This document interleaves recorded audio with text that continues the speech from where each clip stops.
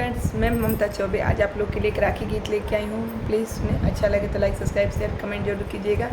इस गीत को स्वर मैंने दिया है और लिखा है अरुण भैया ने। तो प्लीज़ गीत को पसंद आए तो ज़रूर लाइक सब्सक्राइब कीजिएगा। और यह गीत सभी भाई बहनों के लिए है, तो प्लीज़ सुने, अच्छा लगे। राखी धागा न हवे हवे जान भैया, राखी धागा न हवे जान भैया, तोहके मानी नयापन परान भैया, तोहके मानी नयापन परान भैया।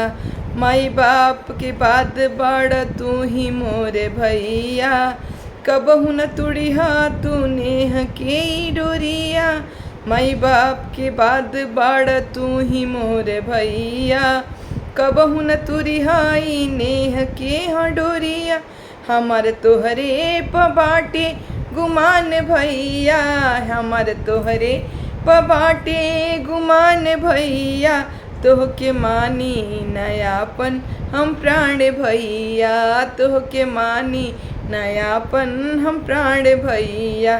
राखी धागा न हवे जान भैया, राखी धागा न हवे जान भैया, तोहके मानी नयापन परान भैया, तोहके मानी नयापन परान भैया।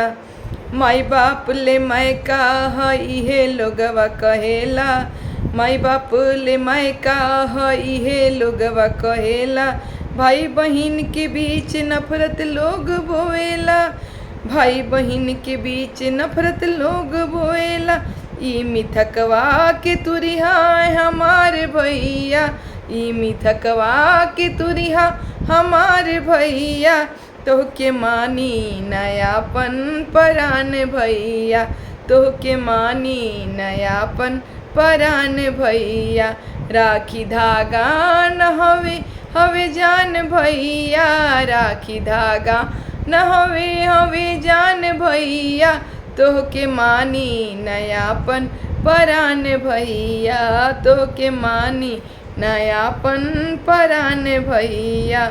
रखिया के धागा के लाज तू निभैया, पड़े कौन विपत्ति त दौड़ल चली अइहा।